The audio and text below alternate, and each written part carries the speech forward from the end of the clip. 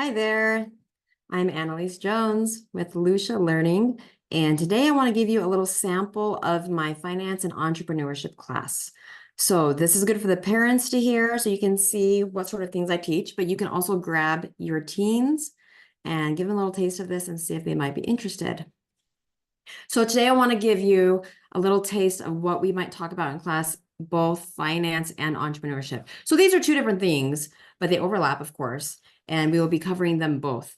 The class is for people who want to start a business and be an entrepreneur or not. Maybe they just want to do the finance and become familiar with ideas of entrepreneurship, because we should all understand those principles of how businesses work, whether or not they're going to start their own business. If they do start their own business, it's a good time to get some mentoring because their experiences will be some great material for class discussion. But everybody in the class does not have to have their own business. But this is just a great overall class to become interested and well-versed in economics, finances, and how businesses work. So let's cover these two things right now. The first is learning this principle that things cost money and you pay for more than what it is, right? So this is a bottle of orange juice. I love Macy's grocery store. They sell these fresh squeezed orange juice or fresh squeezed orange juice, apparently from the label. And sometimes we go in and we just buy those because it's fun to have the fresh squeezed orange juice. But this started a conversation in my family because $4 for 16 fluid ounces, we were wondering, what does this orange juice actually cost? And how much of this $4 is covering the cost of the business Macy's selling their product, right? How much of it is the orange juice and how much of it is the business selling their product? It is really good exercise here to compare products with do-it-yourself versions. And then we can be familiar with and just acknowledge, what are we actually paying for? And do you want to pay that? Or do you want to do it yourself, right? So this is an important conversation we need to have when we understand finances. Things do cost less when you do it yourself. And sometimes it's worth it to do it yourself. And other times you own that and you're just like, no, I understand I'm paying a premium for them to do it, and I don't want to do it myself. So I'm perfectly willing to do that, right? So my family did an experiment. We went and bought oranges at Costco and we juiced our own. So we got a $7 bag of oranges at Costco. It has 11 oranges in it. And it took 4 oranges to fill this up. So the way you do your math on that, and I walk the students through this, is how much did each of those oranges cost? $7 divided by 11 oranges is 64 cents an orange. And it cost us 4 oranges to fill that up. So that comes out to $2.55. And it took us, I mean, we're going to Costco anyway, right? So it didn't go out of our, it didn't make us go out of our way. We already have an orange juicer, so that didn't cost anything. We didn't have to go out of our way for that.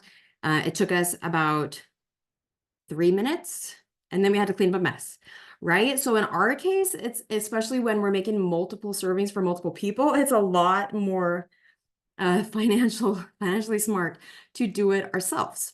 So this is just a really great activity for you to be aware of what you're paying for, aware of what you're buying.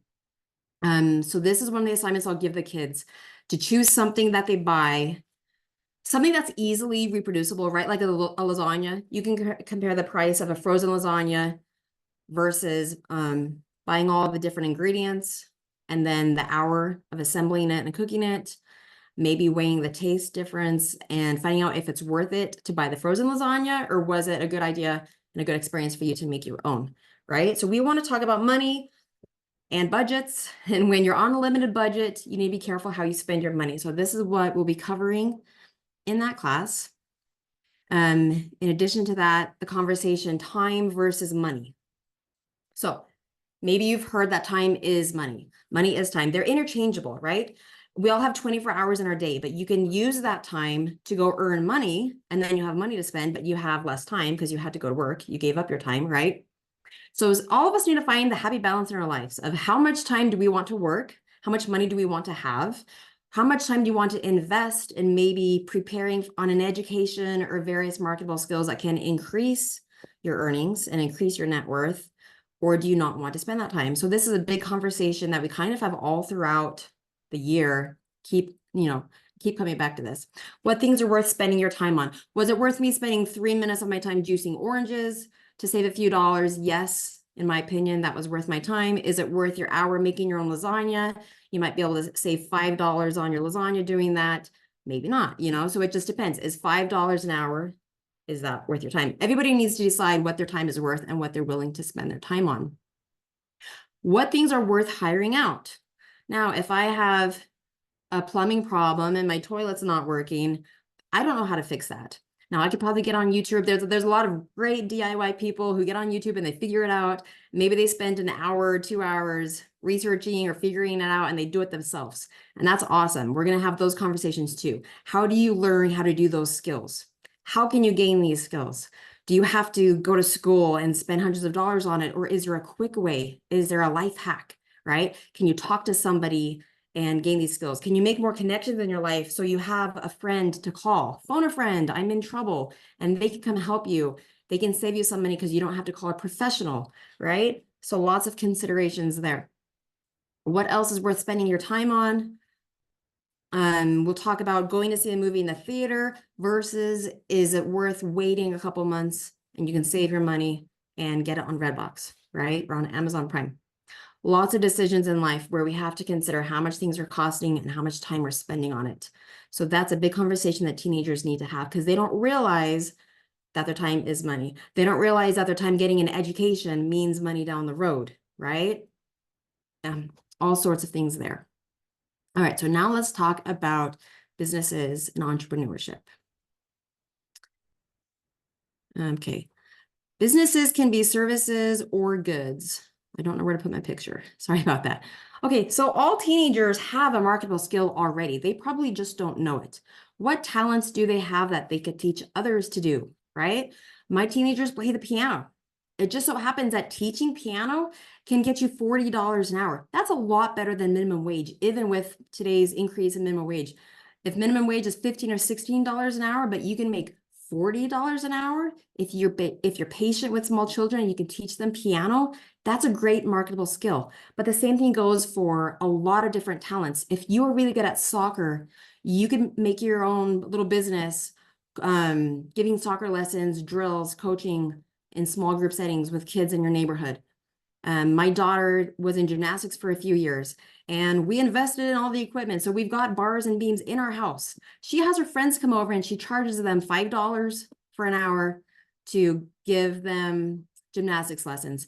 That's a really good rate for someone under the age of 10, right? So all of us have marketable skills, but we just need to brainstorm what they are. What do you already do and how can you turn that into money, right? If you're good at art, can you make a YouTube channel?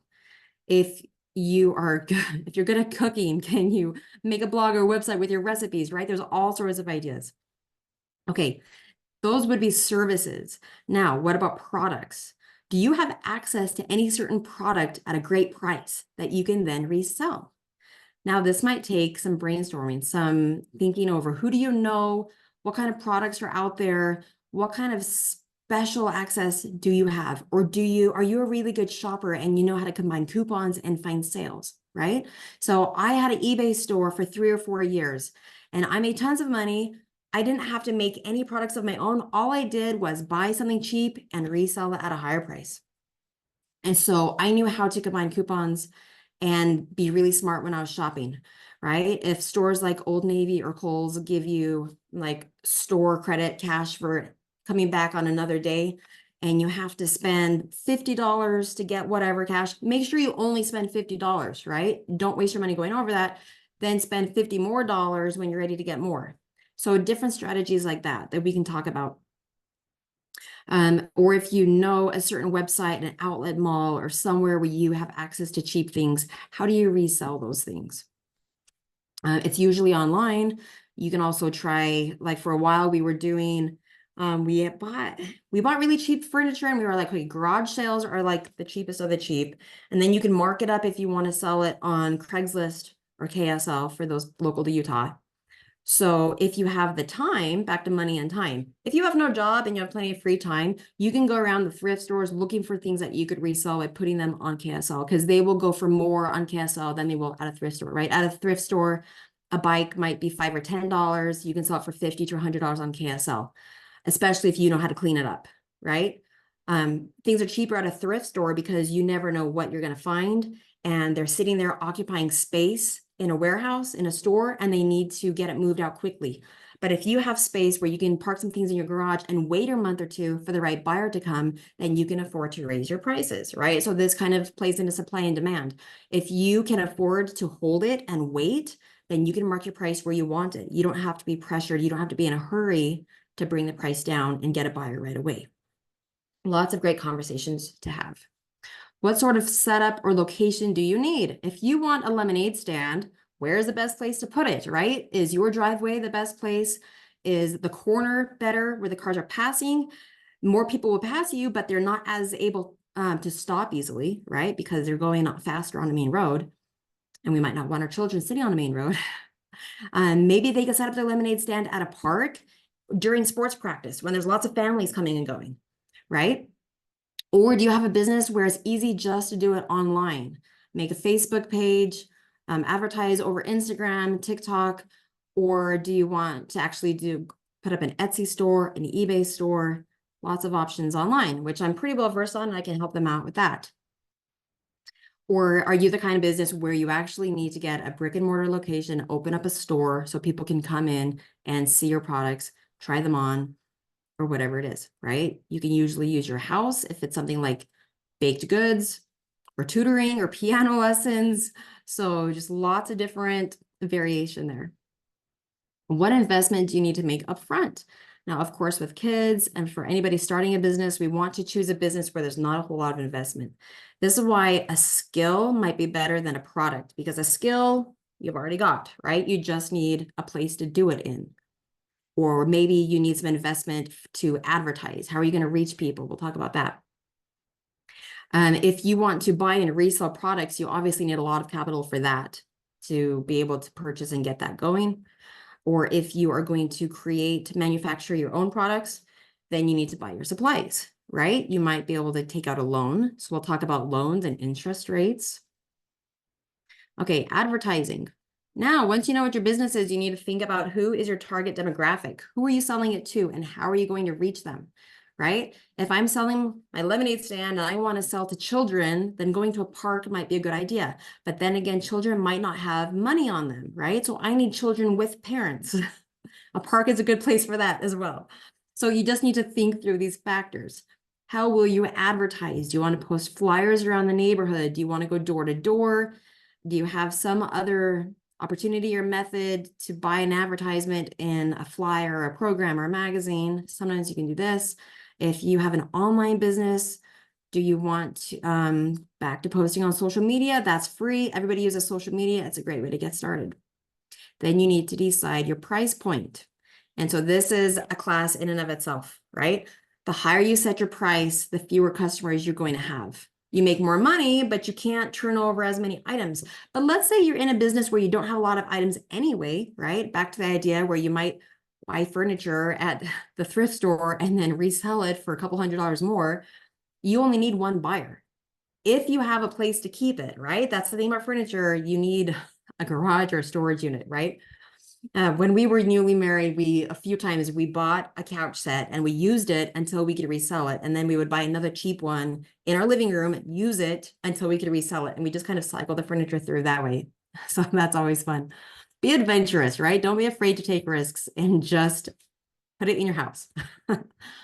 Okay, so decide your price point. If you want a high turnover rate, if you have a way to advertise to a crowd and you can get a lot of customers coming, go ahead and set your price low because you want to keep them happy and you want to keep turning over your product. Why should customers buy your product or service? Is this a service that already exists somewhere else? If so, either your price needs to be lower or you need to make the service better. You need to offer like, not only do I teach piano lessons, but I also give you a cookie, or I also teach you to sing while we're doing it, or some sort of perk, right? Why would they come to you? And then once you identify what your perk is, you need to capitalize on that and make sure you're including that in your advertisements. Make sure they know why they should come to you. Okay, why should they buy your product? Unless you're inventing a new product, you're probably selling a product that other people sell as well. Is yours going to be a better price? Is your shipping speed better than everybody else? Is your customer service better than everybody else? What can you offer that is going to make your product stand out and give buyers a reason to come to you? What sort of promotions can you offer to gain attention? A promotion might be a sale or a freebie, all kinds of ideas there. So we can, depending on what their business is, then we'll have conversations and brainstorm what kind of promotions they can offer. So this is a fun class because it's full of information, but it's also full of discussions and conversations. So they have an opportunity to make friends. Everyone gets to participate and talk about their life experiences and their interests. What are their ideas? We help each other brainstorm. So it's a really fun, engaging, interactive way to talk about economics and math and business. All right, let me show you about my class. The class planned right now is Monday mornings, so it'll be for next school year, of course, September through April. My class is targeted towards the middle school age, and that can include a mature fifth grader or any high schooler who doesn't mind having peers in middle school. If any high schooler who wants to come and talk about it on this level, it'll probably be, middle school age is more conversational, more real life application without getting into the nitty gritty advanced economic principles. Any teenager is welcome as long as they understand the target audience is for middle school, right? We cover a lot of consumer math, and this can be really helpful for someone who's really bored with their algebra or geometry. If they want to take some time off or maybe, do only what's required there, but focus, find some more fun and engaging ways to do math. If they're asking you with their math, when am I ever going to use this? That conversation. Business and finance is a really great way for them to see how math really works in the real world and when you use it and why it's definitely an advantage to have a mathematical mind, right? Your business will be a lot stronger and you will make more money in life if you can think numbers and if you can come up with a strategy and financial advantage. Hey, they'll be doing projects on their own. Like I mentioned, the food project where does it have to be a food? I'll have to think about that. But the project where they see something that's for sale as is, like the lasagna or the orange juice, and what does it cost for them to make it? Other assignments like that where they have to get involved in the economic world and think about money themselves. They might also have you've got a $100 grocery budget and you need to plan a menu for a week. Look through the food ads and select your ingredients and add it all up and see if you can stay within your budget of $100 that week, right? What are you going to be eating? They can understand what it's like to live on a college budget. And business mentoring, so that is me giving them tips and, taking volunteers who want to talk about what business they're working on, and we'll kind of do a mentoring session for everybody to listen to. How can they grow their business? What kind of promotion should they offer? How can they minimize the investments they're making and make better use of their capital and their resources and increase their profits? And then guest speakers. So this is really fun. A few times each semester, we should have some different entrepreneurs in our community getting online with us and telling us how they started their business, what challenges did they face, how did they grow their business and overcome those challenges, what rewards have they seen, what is it like owning their own business versus when they used to work for somebody else, what are the pros and cons there? A lot of questions that we can be asking them, so I'm excited for that part as well. Okay, another option for this concept is a finance and real estate class. So this would be my husband teaching. My husband is a real estate agent and he is a professional teacher. He teaches continuing education classes and other things for the Utah Board of Realtors. So he is a professional speaker and he is working on a curriculum to bring his materials to students, middle schoolers and high schoolers. So he has got two different sections, two different classes going with this material. Covering, and he used to work in the investment industry as well with stocks and retirement accounts and all that. So he'll be teaching them how those things work in the real world. And he really wants to teach them how real estate works and saving their money and different kinds of loans. Why would you want to buy as soon as possible rather than rent? And overall financial savvy. So he wants to talk about teens with these things because teens don't realize that as soon as they're 18, they can buy their first property and they don't need very much money down. Most teenagers don't know that. So he wants to help teach them this and, give them the education and the knowledge first so that they're prepared when they turn 18 that they can do this. Okay, so this is something my husband he's already preparing, and he's going to be putting together an online course that you just buy and go at your own pace. But now he is considering getting on my schedule as one of my teachers and teaching a live class once a week. So if you are interested in that, we need to hear from you pretty soon. And we like to schedule classes around your needs. So when we have a new class idea, we wait until we have a handful of people who are interested, and then we find a time that works for everybody. So please contact me if you're interested in this, and we'll talk about when you're available, when we can get that scheduled, and what age you have, right? So again, there might be a middle school class and a high school class separate. The high school class is a deeper dive, more advanced mathematical skills, and just more mature information being thrown at them. All right, so that's what we've got to offer you. And I forgot to put on my slides my actual website, which is www.lucialearning.com, LUCIA learning.com.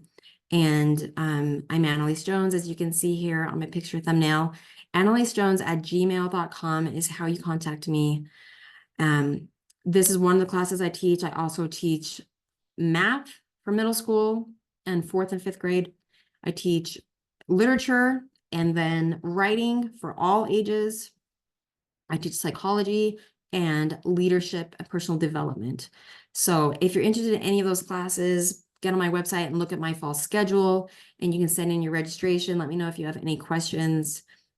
I love the teenagers and the younger kids, and I love getting some discussion going in our classes, and I love being able to mentor them and help build their confidence in anything they struggle with. I'm really just all about helping out those homeschoolers build confidence and strengthen their skills. So reach out to me if there's something I can help you with in that area, and I would love to talk to you more. And I'll talk to you later.